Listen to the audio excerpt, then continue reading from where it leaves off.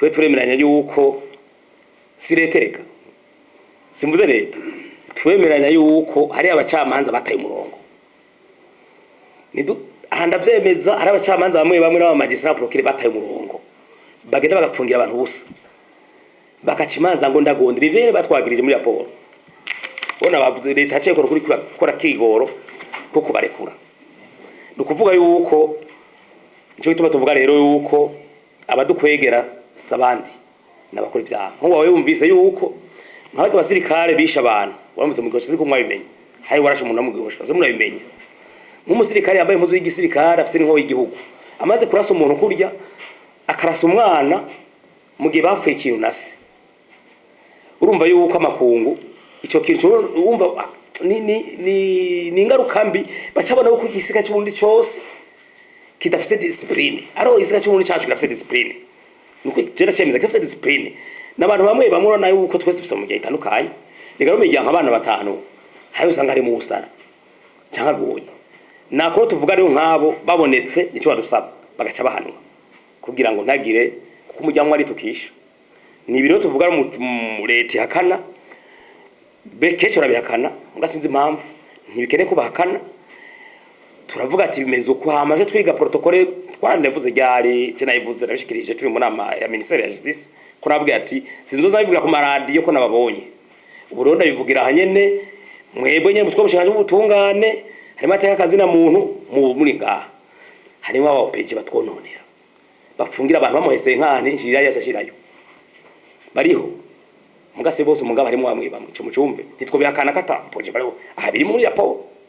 bafungira abantu imisi renze imisi ndwi y'amategeko agafunga umuntu atawusha na procureur kare procureur bigira inifu rimwe yongera ko rimwe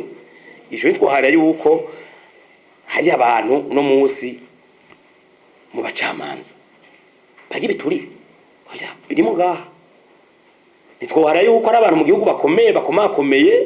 bakora ibyaha hotera umuntu ntibigere bahanwa ivyo byo twagiriza ibi birahari rero mu gice dushima rero mbajije ubundi amerika cyo tuvuga cyo nk'intero yarisho twegera twebwe ubu twage tanga intererano mwabo intero twage tubatanga twage turarekana ahantu abantu bafunzwe batagira batafise barareko barejejwe twage turekana abantu bafunzwe baramaze umunyororo bafungiye ubusa namubwira nkunda kugiza ukuri haci twarekanye mwanya twerekanye mukuru atanze ikigongwe mwaka uheze abantu baceho kurekura abo mukuru yahaye ikigongwe baca birira inoti bakarekura abandi icyo marabonye yuko twakivuze ni kuvuga babikoze barahari nicyo twagishima n'umunsi haci sinzi ko mubizi ubu hariho icyo bitwa campagne mu Gifaransa yaba ikira mu mutungane mu maparike yose kuva tubishikirije bari kwarekugwa abantu bose bazi ko bamaze umunyororo bejejwe bari ku kingoce kateganyo n'utuntu duto ndamubwiye ko bari kubarekugwa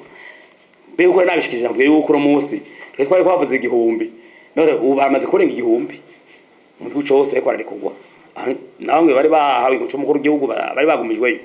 ubu bari kwarekugwa beshi baje kurekugwa nkuko urumva ngico tugishima tubona yuko twakora neza ko twegeje tujejwe je nabwo amresho tubesha arabambaza bari hanze bari mu gihugu twe namugabo ni duhagararako Petro abapoza cyangwa umugambo w'ubutegetsi turijwe y'umwene gihugu mutoye ujya guwe nicyo ni contribution yacu gatwaka igihugu cacu bitera imbere niko no cishura nise ngire ngisho biratoma ibugya nguhaye yego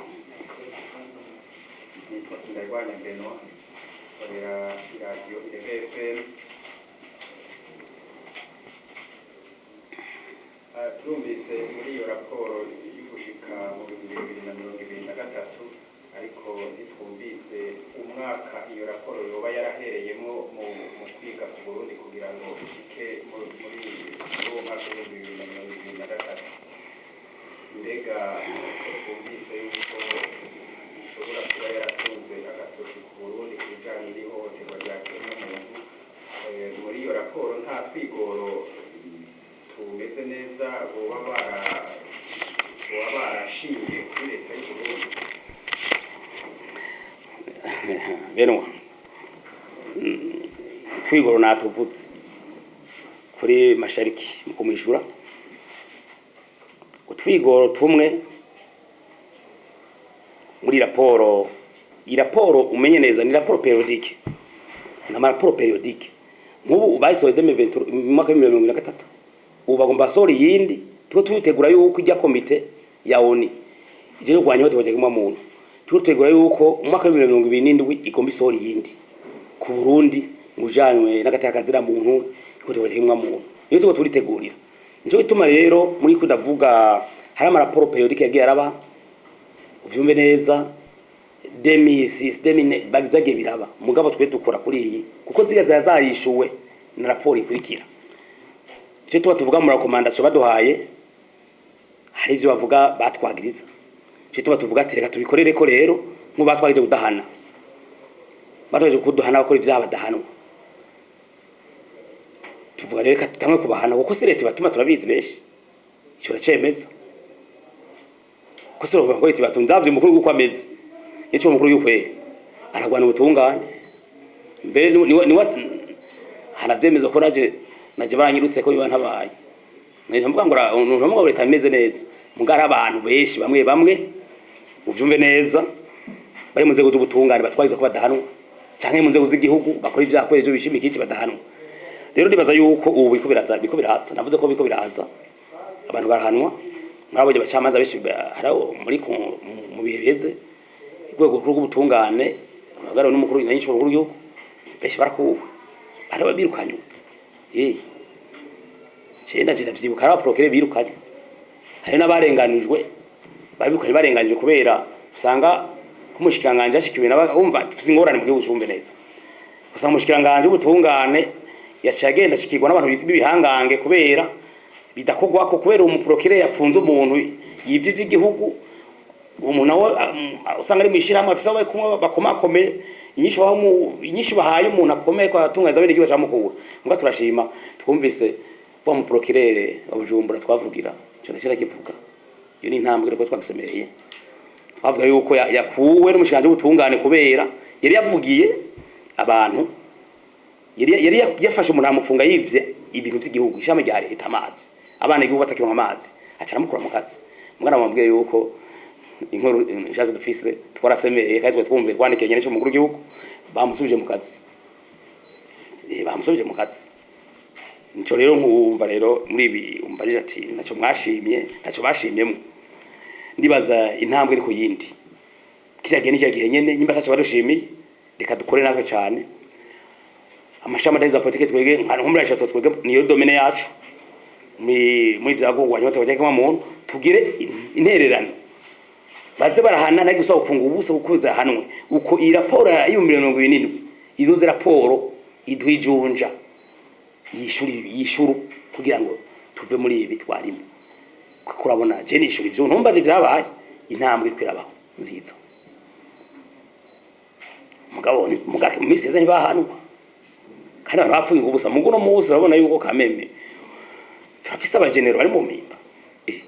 turafise abakolone bari mu mpimba none uzisa yumva cyo kimu misi ni bahanwa sinzi twasadare boni manyamakuru waraje media TV araciye imisi kari bike tubonye kumbuga ngurubumenyi ariko arakiragira imwe mu video yumwe mu bategetsi bari bigeze kurongo mu Sende Hash ariko Vyenyi Murava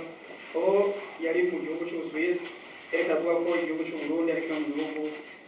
bitagenda ku mategeko umuntu ashobora kuva hanze hamageze mu Burundi agacafunga hamwe ko muri Aishoto ivyo mwabyakiriye gute narya byavuzwe n'umwe mu bantu bari bakomeye kandi bari bagejwe mu Sende Hash kandi akabisogera muri kimwe muri imwe mu mabiro akomeye cyane ya ONU mwabyakiriye gute mbega ivyo yavuze ivyo bari mu bintu bituma raporo z'igihugu cy'u Burundi zibananya kuboneka nabi mu makungu. Urakoze cyane Shadrake icyo kintu nagira kwikira ibyo vinye ni murabe aho twasende Hash yavuze yashikije ku raporo mu Burundi je numva yuko atacano kivuga ko umuntu yatwara Sende Hash ni komisiyo y'agatekazina muntu biragoye kuko sinumva ari bimwe novuga bigoye kandi sinzi kari byo sinzi katari byo hacoro kivuga ko muri Aishoto reka twe tubane dukora nkana gatakazira muntu muri ejo sivyo kubituraba kuko tukadusaba nama komisiyo y'agatazira muntu ya leta ni menshi dufise mu Burundi hari vya ombudsman hari vya CNDH